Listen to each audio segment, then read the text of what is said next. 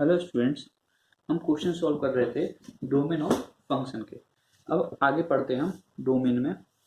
अगर मान लीजिए हमें कोई भी दो फंक्शन दिए गए हैं, दो फंक्शन या दो से ज़्यादा फंक्शन, एक दिया गया है एफ एक्स और एक दिया गया है जी एक्स, दो या दो से ज़्यादा भी हो सकते हैं। अब मान लीजिए इनके बीच में अलजेब्रिक ऑपरेशन लग रहा है, प्लस ऐड हो रहा है या माइनस हो रहा है या मल्टीप्लिकेशन हो रहा है या फिर डिवाइड हो रहा है। ये चार ऑपरेशन कोई भी लग सकते हैं एफ एक्स और जी एक्स में। अगर मैं एफ एक्स का सेपरेटली डोमेन निकाल लूँ, जिसे मैं बोलूँ डी ऑफ एफ, और मुझे जी एक्स का अलग से डोमेन निकाल लूँ डी ऑफ जी। अगर मैं ये दोनों अलग अलग निकालने में इजी होता है तो मैं domain of function of F और जी का निकाल सकता हूँ। इसके लिए कुछ रूल्स हैं, वो हम देख लेते हैं। पहला रूल है, अगर domain of f plus g function क्या होगा, domain of f intersection domain of g function. Second, अगर प्लस की जगह माइनस का साइन लगा है एफ माइनस जी, तब भी क्या होगा, domain of f intersection domain of g. Third, अगर मान लीजिए प्लस माइनस की जगह domain of f into g लगा है, तब क्या होगा, domain of f intersection domain of g. Fourth क्या है, domain of f divide by g है। अब फंक्शन क्या है, डोमेन किसका निकालना है हमें, एफ अपॉन जी का, तो क्या होगा ये भी domain of f intersection domain of g होगा। पर इसके लिए एक कंडीशन आ जाएगी, क्या, कि g x should not be zero. हमारा जो जी एक्स है वो जीरो नहीं होना चाहिए, क्योंकि अगर जी एक्स अगर हमारा जीरो हो गया तो हमारा फंक्शन अनडिफाइंड हो जाएगा। और कभी भी फंक्शन का डोमेन निकालने के लिए फंक्शन को डिफाइंड होना जरूरी होता है। तो हम इसके कुछ एग्जाम्पल लेते हैं। फर्स्ट एग्जाम्पल है cos x plus cos inverse x। अब मान लिया ये वाला फंक्शन है हमारा f, ये वाला फंक्शन है हमारा g। तो हम पहले f का डोमेन निकाल रहे हैं। डोमेन ऑफ f क्या हो जाएगा, cos x का डोमेन क्या होता है हमारा, रियल नंबर। और domain of g cos inverse x का डोमेन क्या होता है, -1 से लेकर 1 तक क्लोज इंटरवल। अब मुझे निकालना है दोनों फंक्शन का, तो ये किस फॉर्म में हो गया, डी ऑफ एफ प्लस जी। तो इन दोनों का मुझे क्या लेना है, इंटरसेक्शन। आर रियल नंबर में -1 और 1 का इंटरसेक्शन लेना है, तो क्या आएगा आंसर, -1 से 1 close interval. Clear. Second example लेते हैं। मान लीजिए अब है cos inverse x by 2 plus under root of x plus 3। अब अभी इसमें फिर से अलग अलग फंक्शन हो गए। अब मैं दोनों का अलग अलग डोमेन निकालूंगा और दोनों को इंटरसेक्शन ले लूंगा। इसका निकालते हैं, cos इनवर्स x प्लस 2 का डोमेन क्या होगा। अब मैंने कल पढ़ाया था आपको कि x प्लस 2 कहाँ से कहाँ होना चाहिए, x प्लस 2 हमारा 1 से लेकर -1 के बीच में आना चाहिए। इसका मतलब 2 से मल्टीप्लाई कर देंगे, 2 से लेकर -2 से लेकर 2 के बीच में होना चाहिए। तो यहाँ से क्या मिला, x बिलोंग्स टू -2 से 2, -2 से 2 के बीच में हमारा x बिलोंग करना चाहिए। इसके लिए अंडर रूट के अंदर हमेशा क्या बताया था, अंडर रूट के हमेशा वैल्यू क्या होना चाहिए, जीरो या जीरो से ज्यादा होना चाहिए। तो x plus 3 should be greater than equal to zero, तो x should be greater than equal to -3। अब एक रिजल्ट ये मिला, एक रिजल्ट ये मिला, दोनों का हम इंटरसेक्शन लेते हैं। एक फर्स्ट रिजल्ट क्या कह रहा है, -3 से x हमेशा बड़ा होना चाहिए, तो यहाँ पे आएगा। दूसरा क्या कह रहा है कि -2 से 2 के बीच में, -2 से 2 के बीच में होना चाहिए। तो इन दोनों का इंटरसेक्शन क्या होगा, यही होगा। तो x बिलोंग्स टू -2 टू 2, ये हमारा आंसर हो जाएगा। क्लियर। और क्वेश्चन देख लेते हैं।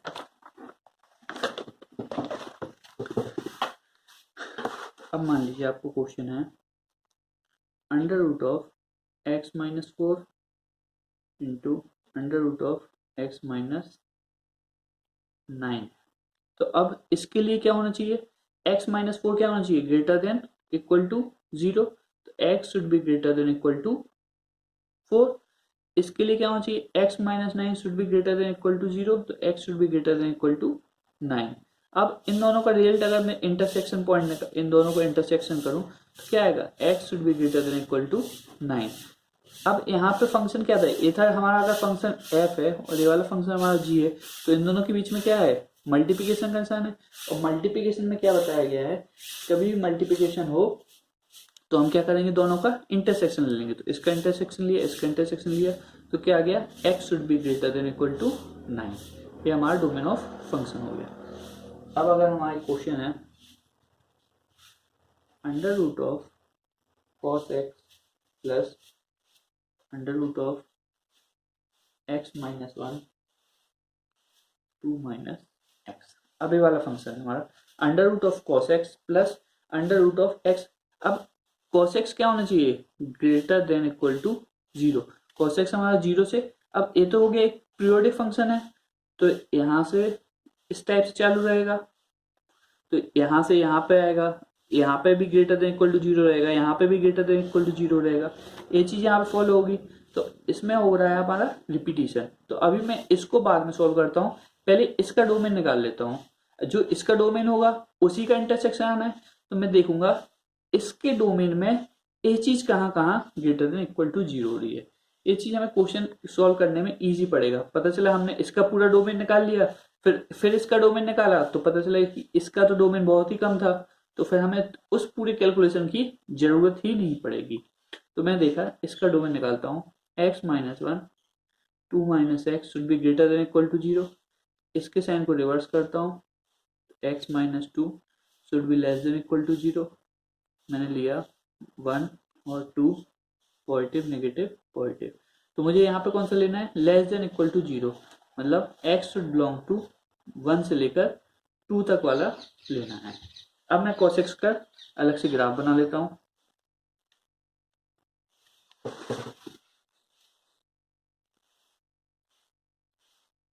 यहाँ पे होता है हमारा 0, यहाँ पे होता है पाई बाई 2, यहाँ पे होता है पाई, यहाँ पे होता है 3 पाई बाई 2। अब मैं देख रहा हूँ ये वाला फंक्शन कहाँ से कहाँ डिफाइंड है, केवल 1 से लेकर 2 के बीच में। तो इसका फंक्शन अगर यहाँ पे, तो इसका कोई वैल्यू नहीं है। अगर मैं x की वैल्यू यहाँ पे ले लूँ तो ये वाला फंक्शन तो डिफाइंड ही नहीं है। तो ये वाला फंक्शन डिफाइंड नहीं है तो हमारा पूरा पूरा फंक्शन भी अनडिफाइंड हो जाएगा। तो मुझे सिर्फ कहाँ पे चेक करना पड़ेगा, अब मैं चेक करूंगा सिर्फ x की वैल्यू पे 1 से 2 तक। तो x की 1 पे वैल्यू मतलब पाई बाई 2 3.14 डिवाइड बाई 2, तो ये 1 यहाँ पे कहीं होगा, और 2 3 पाई मतलब 3.14, तो 3.14 मतलब 2 यहाँ पे होगा, 1 यहाँ पर है 2 यहाँ पर। अगर मैं इसको मार्क करूं इस प्रकार से, मतलब मुझे कहाँ पे चेक करना है, सिर्फ इस रेंज में चेक करना है। मुझे चेक करना है केवल इस वाले एरिया में, मुझे चेक करना है कि हमारा यहाँ पर ए डोमेन हो गया x बिलोंग्स टू 1 से 2। मुझे इस पोर्शन में चेक करना है हमारी दूसरा जो भी इक्वेशन दिया है। दूसरा इक्वेशन क्या दिया है, cos x is greater than equal to 0। cos x अब इस रेंज में, इस डोमेन में कहां पर 0 से बड़ा है, तो मैं देख रहा हूं केवल यहां से लेकर यहां तक ये क्या है, बड़ा है। तो x बिलोंग्स टू 1 से लेकर पाई बाई 2। x कहां से कहां तक है, 1 से लेकर पाई बाई 2। क्या किया मैंने इस क्वेश्चन में, मैं देखा कि under root of cos x plus under root of x minus 1 2 minus x दिया गया था। तो मैंने क्या किया कि पहले इस फंक्शन का अगर मैं देखूं cos x is greater than equal to 0, तो ये तो रिपीटेड साइकिल है और इसकी साइकिल के लिए बहुत सारे जगह पे ये ग्रेटर देन इक्वल टू 0 हो रहा है। तो मैंने क्या किया, इस चीज का डोमेन निकाल लिया, इस फंक्शन का डोमेन निकाला। तो ये वाला फंक्शन कहाँ से कहाँ डिफाइंड था, 1 से 2। तो अगर ये वाला फंक्शन 1 से 2 के डिफाइंड है तो ये वाला पूरा फंक्शन हमारा 1 से 2 में ही डिफाइंड होगा या फिर उससे कम में डिफाइंड होगा, उससे ज्यादा में डिफाइंड हो ही नहीं सकता क्योंकि ये अनडिफाइंड है। तो मैंने cos x का देखा 1 से 2 का ग्राफ निकाल लिया, वो क्या आया 1 से लेकर 2 तक में ये वाला ग्राफ आया पूरा। अब मैंने देखा इस डोमेन में हमारा cos x greater than equal to 0 कहाँ कहाँ है, वो है 1 से लेकर पाई बाई 2। तो हमारा x बिलोंग्स टू 1 से लेकर पाई बाई 2 हमारा आंसर हो जाएगा। क्लियर, नेक्स्ट क्वेश्चन देखते हैं। तो हमारा क्वेश्चन है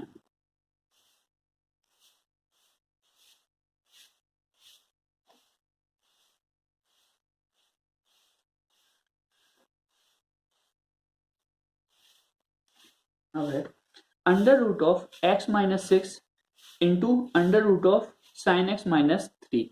under root of x minus six के लिए इसके लिए क्या होगा, x minus six should be greater than equal to zero, मतलब x should be greater than equal to six, ये इसके लिए आ गया। अगर इसकी बात की जाए तो ये क्या होगा, sine x minus three should be greater than equal to zero. अब यहाँ पे गौर से देखिए आप लोग, sine x minus three should be greater than equal to zero, तो साइन एक्स की वैल्यू कभी भी थ्री से ज्यादा हो ही नहीं सकती। साइन एक्स की वैल्यू क्या होगी, मैक्सिमम वैल्यू होती है इसकी वन, तो one minus three minus two, तो एक तो न जीरो के बराबर होगा ना ही जीरो से बड़ा होगा, तो ये तो रिलेशन कभी एग्जिस्ट ही नहीं करेगा, मतलब एक्स की value does not exist, x तो कभी भी एग्जिस्ट नहीं करेगा इसके लिए, मतलब ए वाला हमारा फंक्शन पूरा हो गया, वो क्या होगा, हमेशा undefined for all real numbers. ये क्या हो गया, हमारा फंक्शन अब अनडिफाइंड हो गया। अगर अनडिफाइंड है, एक फंक्शन हमारा अनडिफाइंड हो गया और दूसरा फंक्शन डिफाइंड है, तब भी पूरा का पूरा फंक्शन हमारा क्या होगा, अनडिफाइंड ही रहेगा। अगर एक फंक्शन हमारा अनडिफाइंड हो गया है और दूसरा फंक्शन हमारा डिफाइंड भी है, तो पूरा फंक्शन क्या होगा, डिफाइंड। तो इसका ये मतलब नहीं होगा कि एक्स, इसका क्वेश्चन गलत है या फिर कुछ ऐसा है, इसका मतलब होगा x की वैल्यू कुछ भी नहीं है, मतलब x क्या हो गया, एक नल सेट हो गया।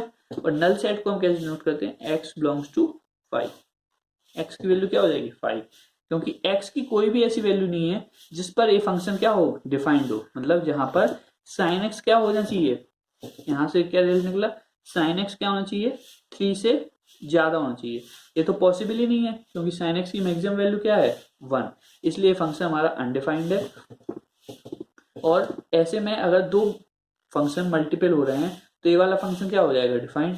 अब मुझसे कोई मुझसे बोले अगर मैं x इक्वल टू 6 ले लूं, तो यहाँ पे क्या हो जाएगा, under root of 6 minus 6 dot under root of sine x minus 3, तो under root of 6 minus 6 zero, zero into sine x minus 3 equal to zero.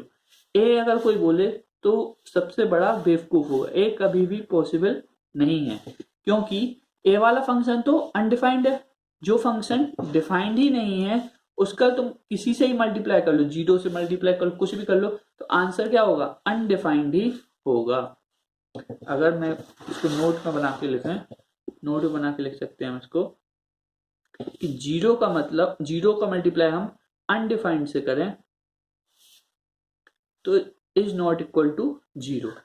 अगर जीरो का मल्टीप्लाई हम किसी भी अनडिफाइंड से करते हैं तो वो जीरो के बराबर नहीं होगा, और जीरो का मल्टीप्लाई अगर हम डिफाइंड नंबर से करते हैं, जो कुछ डिफाइंड है किसी रेंज में, उसका आंसर हमारा जीरो होता है, ये ध्यान रखिएगा। नेक्स्ट क्वेश्चन लेते हैं।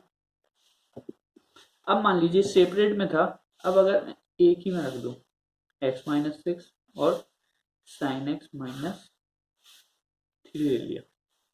अब मैंने अभी क्या थे, अंडर अलग अलग थे, अब क्या हो चुके हैं, एक साथ रख दिया। अब एक साथ में क्या होगा, मुझे अब एक पूरा नंबर क्या चाहिए, greater than equal to zero, मतलब x माइनस 6 और साइन एक्स माइनस 3 क्या चाहिए, greater than equal to zero चाहिए।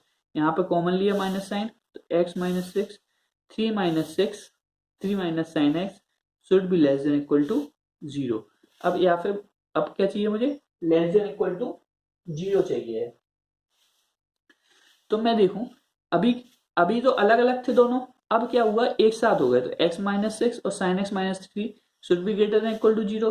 तो मैंने यहाँ पे माइनस साइन कॉमन लिया, तो ये साइन क्या हो गया, उल्टा हो गया।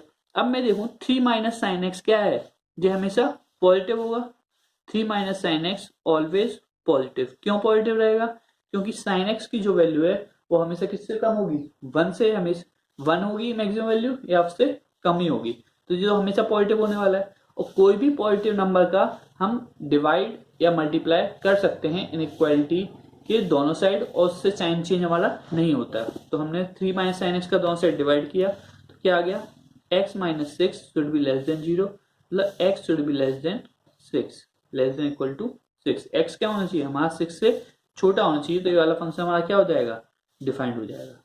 क्लियर है, x हमारा क्या होना चाहिए, 6 से छोटा, तो आंसर क्या हो जाएगा, x belongs to minus infinity to 6, ये हमारा आंसर हो जाएगा। क्लियर। नेक्स्ट क्वेश्चन देखते हैं। Under root of cos square x cos x minus 3। अभी वाला क्वेश्चन देखें तो इसमें भी क्या होगा, ये पूरा पार्ट क्या होना चाहिए, हमेशा पॉजिटिव होना चाहिए। cos square x dot cos x minus 3 should be greater than equal to 0। ये वाला पार्ट तो क्या होगा, अभी नेगेटिव होगा, तो इसका साइन चेंज, हम इसको माइनस साइन लेके चेंज कर लेते हैं। 3 minus cos x should be less than equal to 0। अब क्या होना चाहिए, ये लेस देन इक्वल टू 0, क्योंकि यहाँ माइनस साइन कॉमन लिया तो ये साइन चेंज हो जाएगा। तो 3 माइनस कॉस एक्स फिर से हमेशा पॉजिटिव रहेगा, तो cos square x should be less than equal to 0।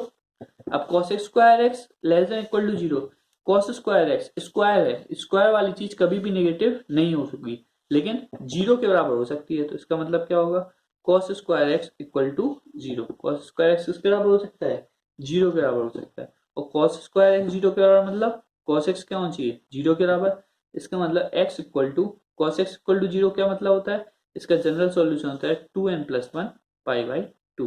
तो इसका आंसर क्या हो जाएगा, x इक्वल टू, इसका डोमेन क्या हो जाएगा, domain of function x equal to 2n+1 pi by 2। ये हमारा आंसर हो जाएगा।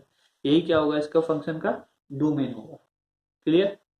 अब हम देखते हैं ऐसी इनइक्वालिटीज को सॉल्व करना जहां पे कुछ पीरियोडिक फंक्शन इन्वॉल्व होते हैं। हम वो वाली इनइक्वालिटी सॉल्व करेंगे जहां पे क्या होंगे, पीरियोडिक फंक्शन इन्वॉल्व होगा। Solution of inequalities which include periodic function।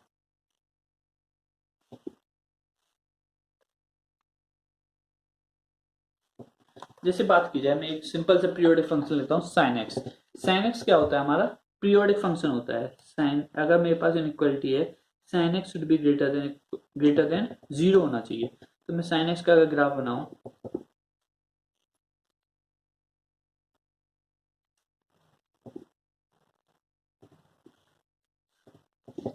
sin x का ग्राफ बनाया 0 से लेकर पाई, 2 पाई, 3 पाई, माइनस पाई, माइनस 2 पाई। तो मैं देख रहा हूँ sin x ग्रेटर देन 0, मान लीजिए ग्रेटर देन इक्वल टू 0 लेते हैं। sin x ग्रेटर देन 0 कहाँ से कहाँ तक है, इस रेंज में भी 0 से बड़ा है, इस रेंज में भी 0 से बड़ा है, यहाँ पे भी 0 से बड़ा है, और एक पीरियोडिक फंक्शन है, मतलब इनफाइनाइट तक जाएगा। x कहाँ तक, पॉजिटिव इनफाइनाइट में भी जाएगा, वहां पे ऐसी साइकिल मिलेंगी, और नेगेटिव इनफाइनाइट में भी जाएगा, जो ऐसी साइकिल मिलेंगी। तो ऐसे सॉल्यूशन में क्या करते हैं, हम लेते हैं कोई भी एक साइकिल ले लेते हैं। हम क्या करते हैं, कोई भी एक साइकिल ले लेते हैं, उसको हम बनाते हैं पर्टिकुलर सॉल्यूशन। मतलब अगर मैं एक साइकिल की बात करूं तो यहां से लेकर यहां तक यही साइकिल रिपीट हो रही है, तो इसको मैं बनाऊंगा पर्टिकुलर सॉल्यूशन। इसका पर्टिकुलर सॉल्यूशन होगा x बिलोंग्स टू 0 से लेकर पाई तक। x कहां से बिलोंग करेगा, 0 से लेकर पाई तक हमेशा क्या होगा, पॉजिटिव होगा। अब मुझे इसका जनरल सॉल्यूशन निकालना है। तो जनरल सॉल्यूशन निकालने के लिए मैं क्या करता हूं, इसके पीरियड को इंटीजर का मल्टीप्लाई करके, कोई भी n नंबर से मल्टीप्लाई, n नंबर मतलब n से मल्टीप्लाई करके, और जो कि n क्या होना चाहिए, इंटीजर होना चाहिए, उसको मैं इसमें भी ऐड कर दूंगा और इसमें भी ऐड कर दूंगा।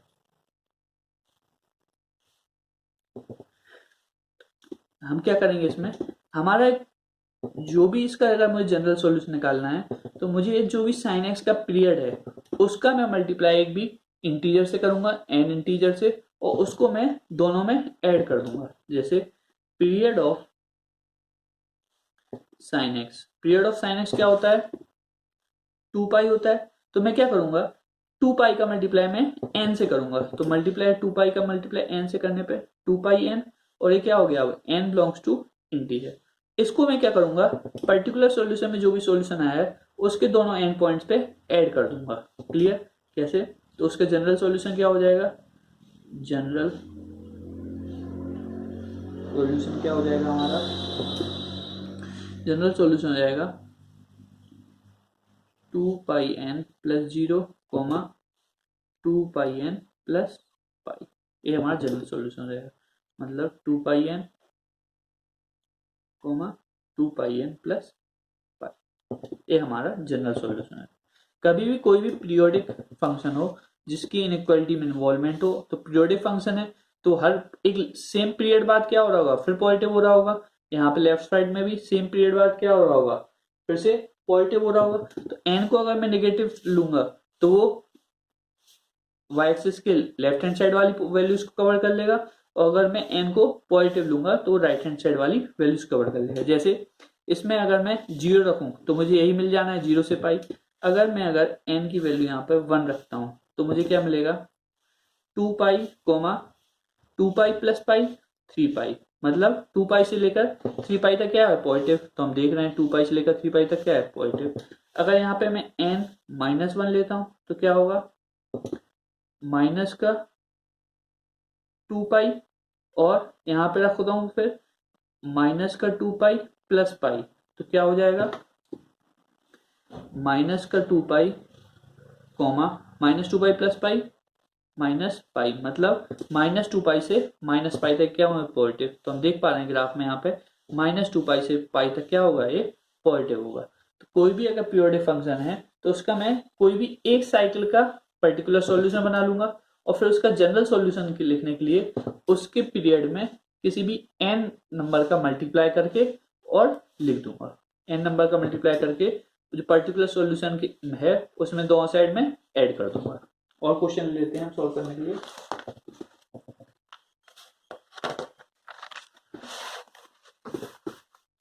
मान लीजिए क्वेश्चन है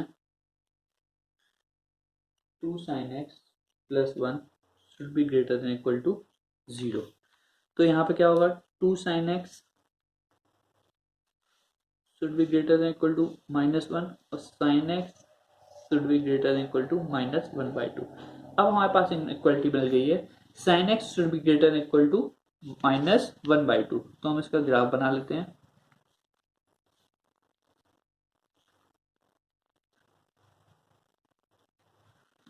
तो 0 हो गया किसका, अगर मैं इनइक्वालिटी है तो मैं क्या करूंगा, y equal to f x मान लूंगा इसको, और इसको क्या मान लूंगा, y equal to g x, दोनों का ग्राफ बनाऊंगा। तो y equal to sine x का ग्राफ बन चुका है, एक इसका हो गया है, y equal to sine x का ग्राफ बना लिया। अब y इक्वल टू -हाफ का ग्राफ, ए कौन सा पॉइंट है -1 और ए कौन सा पॉइंट है 1, तो y इक्वल टू -हाफ का ग्राफ यही होगा।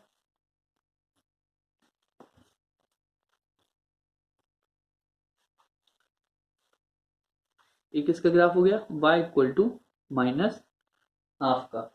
अगर मैंने y इक्वल टू -हाफ का ग्राफ बना लिया, अब मुझे क्या देखना है कि sin x क्या होना चाहिए, -हाफ से बड़ा, मतलब यहाँ पे कौन सा पॉइंट है, मतलब sin x क्या होना चाहिए, इस लाइन के ऊपर ही ऊपर होना चाहिए। तो मैंने देखा कि इस साइकिल में क्या हो रहा है, यहां से लेकर यहां तक -हाफ से बड़ा है, और फिर यहाँ पे ए भी क्या है -हाफ से बड़ा है।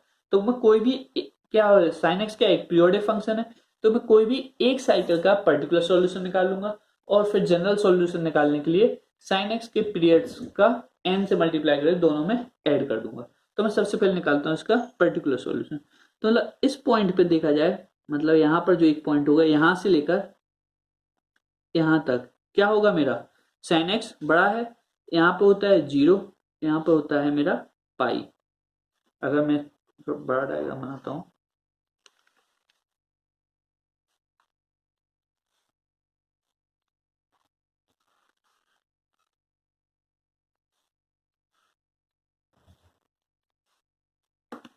अब देखा जाए तो अगर मान लीजिए ये मेरी y इक्वल टू -हाफ की लाइन है, तो मुझे यहां से लेना है वैल्यू ये सारी। तो यहां पर क्या है मेरा पाई, यहां पर है मेरा 0, ये क्या है y इक्वल टू -हाफ। तो मैं देखूं अगर ये हाफ है तो ये कितना एंगल होगा, अगर ये पाई है तो ये वाला डिस्टेंस क्या होगा, पाई/6 होगा, और यहाँ पे भी क्या होगा पाई/6। तो ये पॉइंट क्या हो जाएगा -पाई/6, और ये पॉइंट क्या हो जाएगा, यहां से निकालना चाहूं तो पाई प्लस पाई/6, तो क्या हो जाएगा 7π/6, क्योंकि sin π/6 क्या होता है हाफ, तो अगर मैं यहाँ से π/6 एंगल चलूंगा आगे तो क्या हो जाएगा, हाफ आगे जाएगा, नेगेटिव में है तो नीचे जा रहा है। क्लियर। तो अगर ये पाई है तो यहाँ पे माइनस हाफ पे क्या वैल्यू होगी इसकी, ए वाले डिस्टेंस की बात करूँ तो π/6 होगा। तो पाई प्लस π/6 7π/6। यहाँ पे π/6 क्यों लिया, क्योंकि साइन π/6 कितना होता है, हाफ। वैसे ही नेगेटिव साइड में यहाँ पे जाएंगे तो यहाँ पे भी साइन π/6 कितना होता है, हाफ। तो यहाँ से डिस्टेंस कर, ग्राफ कितना डिस्टेंस चला है, हाफ डिस्टेंस। तो एक्स एक्सिस पे कितना डिस्टेंस चला होगा, π/6। तो ये पॉइंट हो गया -π/6।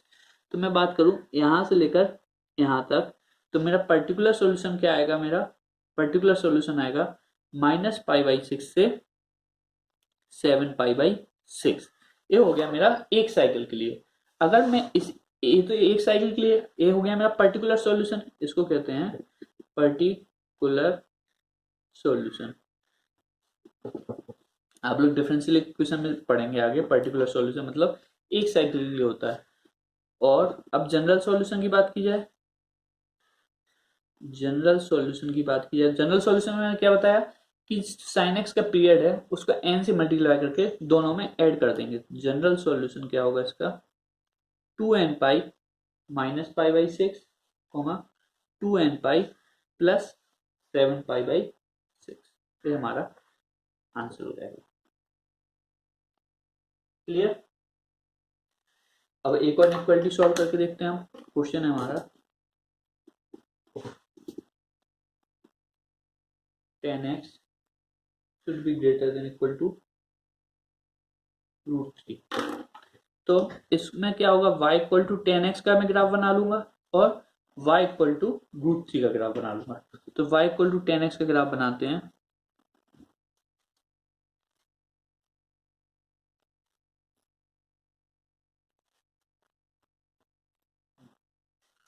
π/2 और -π/2 पे डिफाइन नहीं होता है फंक्शन 10x का, इस प्रकार से जाएगा।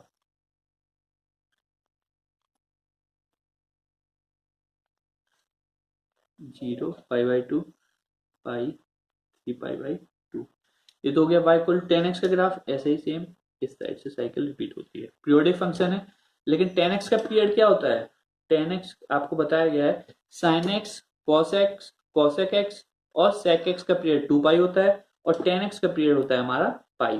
10x और cot x का पीरियड पाई होता है, इसका पीरियड है।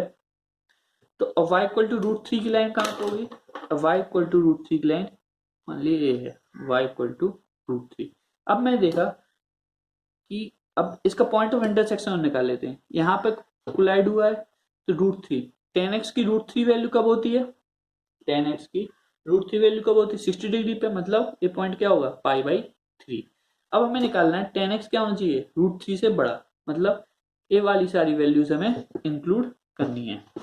हम कौन सा, ये वाली वैल्यूज इंक्लूड करनी है, मतलब π/3 से लेकर कहां तक, π/2 तक, π/3 से लेकर π/2 तक। Greater than equal to π/2 include नहीं हो रहा है इसलिए π/2 पे ओपन इंटरवल आएगा, और ग्रेटर देन इक्वल टू लगा है तो π/3 पे ओपन इंटरवल। तो इसका पर्टिकुलर सॉल्यूशन क्या होगा, पर्टिकुलर सॉल्यूशन होगा π/3 से π/2 ओपन इंटरवल। क्लियर। अगर मैं इसकी जनरल सॉल्यूशन की बात करूं, जनरल सॉल्यूशन तो 10x का पीरियड क्या है पाई, तो n pi plus π/3 n pi plus π/2। इसमें क्या करेंगे, n pi plus π/3 n pi plus π/2। एक और क्वेश्चन लेते हैं, हम लेते हैं 3 times of fractional part of x -1 should be greater than equal to 0। तो इसका क्या होगा, अब 3 times of fractional part of x minus should be greater than equal to 1 और fractional part of x should be greater than equal to 1/3। तो अब मैं क्या करूंगा, सेम कॉन्सेप्ट लगाऊंगा, y equal to fractional part of x का graph बनाऊंगा और y इक्वल टू 1/3 का ग्राफ बनाऊंगा। क्लियर। तो जब मैं y equal to fractional part of x का ग्राफ बनाया तो क्या होगा, ये कौन सी लाइन होती है, y इक्वल टू 1 की 1 2 3 -1 -2, यहाँ पे क्लोज होता है, यहाँ पे open interval, closed open interval, closed open interval, closed, open interval, closed, open interval. Clear. अब और दूसरी लाइन किसकी लानी है, y equal to 1/3, y equal to 1 की लाइन है तो y इक्वल टू 1/3 की लाइन यही होगी। अब मुझे देखना है कि फ्रैक्शनल पार्ट ऑफ x किससे बड़ा होना चाहिए, 1/3 से बड़ा होना चाहिए। तो इसका अगर मैं एक इसका पीरियड क्या है, 1 पीरियड है, तो इसकी हम किसी भी एक साइकिल में निकाल लेते हैं इसका पर्टिकुलर सॉल्यूशन। तो यहाँ पे देखा मैंने, आपको पता है कितना एंगल होता है 45 डिग्री, क्योंकि A B 1 unit, A B 1 unit. तो अगर मैं देखूं यहाँ पे y एक्सिस पे कितना चल चुका है 1/3, तो x एक्सिस पे भी कितना चला होगा 1/3। अब मैं देखूं कि फ्रैक्शनल पार्ट ऑफ x बड़ा होना चाहिए, मतलब इस रेंज में होना चाहिए। फ्रैक्शनल पार्ट क्या होना चाहिए, इस रेंज में बड़ा होना चाहिए। तो पर्टिकुलर सॉल्यूशन के लिए x कहां से कहां जाना चाहिए, ग्रेटर देन इक्वलिटी का निशान है तो 1/3, और यहाँ पे 1 पे क्या है, ओपन इंटरवल है, तो 1 पे क्या लगाएंगे हम, ओपन इंटरवल। जनरल सॉल्यूशन के लिए n का मल्टीप्लाई हमें करना था पीरियड से। फंक्शनल पार्ट ऑफ x का, फंक्शनल पार्ट ऑफ x का पीरियड क्या होता है, पीरियड होता है इसका 1, मतलब हर 1 यूनिट के बाद क्या है, अपने आप को रिपीट करता है। तो x बिलोंग्स टू n का पीरियड का मल्टीप्लाई किससे करेंगे 1 से, तो 1 into n, n plus 1/3 comma n plus 1, ये हमारा आंसर हो जाएगा। क्लियर। अब हम देखते हैं, अगर मान लीजिए हमें इक्वलिटी दी गई है और कोई भी एक ट्रिग्नोमेट्रिक फंक्शन दिया गया है और वो भी कैसा है, पीरियोडिक है। मान लीजिए कोई भी एक ट्रिग्नोमेट्रिक फंक्शन दिया गया है और इसका ट्रिग्नोमेट्रिक फंक्शन दिया गया है अल्फा इक्वल टू अल्फा, और मुझे निकाल